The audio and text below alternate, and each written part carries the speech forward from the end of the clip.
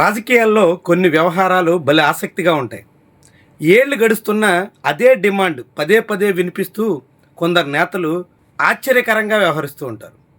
అదేదో ప్రజలకిచ్చిన హామీను, లేకుంటే నిజంగా సమస్య పరిష్కరించాలన్న చిత్తశుద్ధితో చేసినటువంటి వ్యవహారం అయితే కాదు.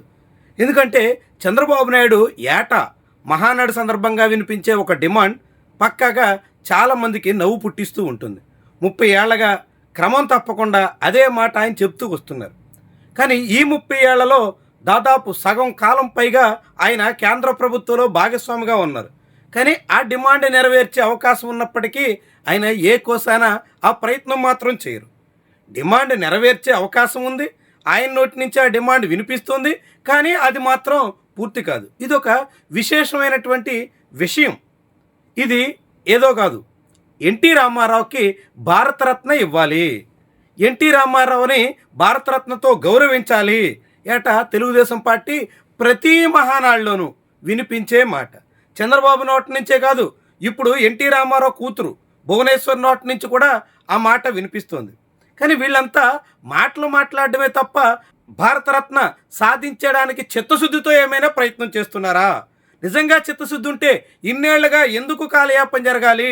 అంబేద్కర్కి భారతరత్న ఇప్పించామని, అబ్దుల్ కలాంని రాష్ట్రపతి చేశామని, వాజ్పేయి మోదీ ప్రభుత్వాలు నిలబడడానికి తామే కారణమని ఇలా చెప్పుకునేటువంటి టీడీపీ నేతలు మరి ఎన్టీఆర్కి భారతరత్న సాధించడంలో ఎందుకు తాత్సార్యం చేస్తున్నారు? ఎందుకు భారతరత్న ఇప్పించడానికి నాంచివేత ధోరణిలో నడుస్తున్నారు? ఎందుకు ఇప్పించకుండా ఏటేటా ఒక మాట చెప్పి చేతులు దులుపుకుంటున్నారు?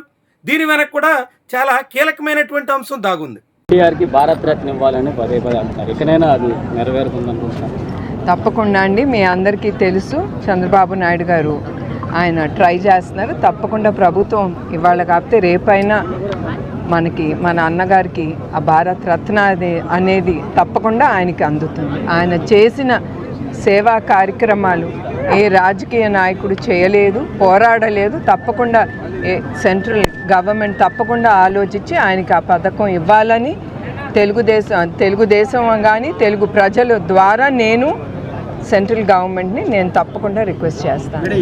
భారతరత్న నిజంగానే కేంద్ర ప్రభుత్వం ప్రదానం చేస్తే దాన్ని స్వీకరించే అవకాశం ఎన్టీఆర్ భార్యగా లక్ష్మీ పార్వతికి మాత్రమే ఉంటుంది. సో లక్ష్మీ పార్వతి భారతరత్న స్వీకరించేటంత వరకు కేవలం తెలుగుదేశం పార్టీ నినాదంగా మాత్రమే వినిపిస్తుంది. ఇలా భువనేశ్వర్ లాంటి వాళ్ళు మాటలు మాత్రమే చెబుతూ ఉంటారు. చంద్రబాబు నాయుడు ఏటాటా ఇవ్వాల్సిందే అని గట్టిగా తీర్మానం చేస్తున్నట్టు ప్రకటిస్తుంటారు. ఆ తీర్మానం చేయడం, దాన్ని బుట్టదాఖలు చేయడం అన్నట్టుగా మార్చేస్తారు. ఇస్తే మళ్ళీ లక్ష్మీ పార్వతి భారతరత్న స్వీకరణకు, భారతరత్న ఎన్టీఆర్ భార్యగా ఆమెకు అలాంటి అవకాశం ఉంటుంది కాబట్టి అది జరగకూడదు.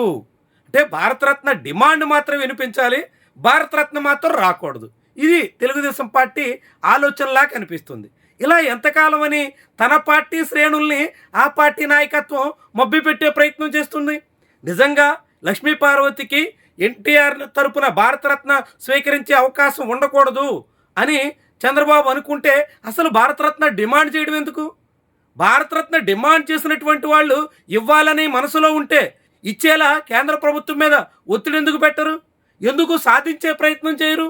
అంటే పేరుకి మహానాడులో ఎన్టీఆర్ మీద ప్రేమ ఉన్నట్టుగా చెప్పుకోవడం, ఎన్టీఆర్కి దండేసి ఆయనకి నివాళులర్పించినట్టుగా జనం ముందు కనిపించడం, అసలు విషయంలో మాత్రం ఎట్టి పరిస్థితుల్లోనూ లక్ష్మీ పార్వతికి అవకాశం రాకూడదు, ఆమెకు తన భర్త తరపున భారతరత్న స్వీకరించే ఛాన్స్ ఉండకూడదు అని భావించడం. ఇలా ఎంతకాలం?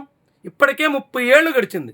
3 దశాబ్దాల తర్వాత కూడా తెలుగుదేశం పార్టీకి ఏ మాత్రం ఎన్టీఆర్ భారతరత్న విషయంలో డిమాండు మారలేదు, అది నెరవేర్చే ప్రయత్నం చేసినటువంటి దాఖలాలు కూడా ఉండవు.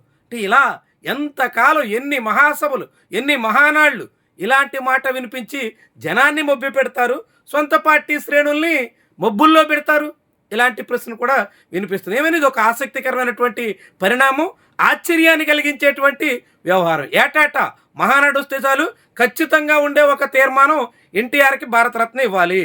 మహానాడే కాదు, తెలుగుదేశం పార్టీ నిర్వహించే అనేక కార్యక్రమాల్లో ఈ తీర్మానం మాత్రం ఉంటుంది. తీర్మానం అమలుకు నోచుకునే అవకాశం ఉన్నప్పటికీ అమలు చేయడానికి మాత్రం చంద్రబాబు ఏ కోసానా ప్రయత్నం చేయరు. ఇదే జిమ్మిక్ అన్నట్టు ఇదే తెలుగుదేశం పార్టీ నేతల చిత్తశుద్ధికి తార్కాణం కూడా అన్నట్టు.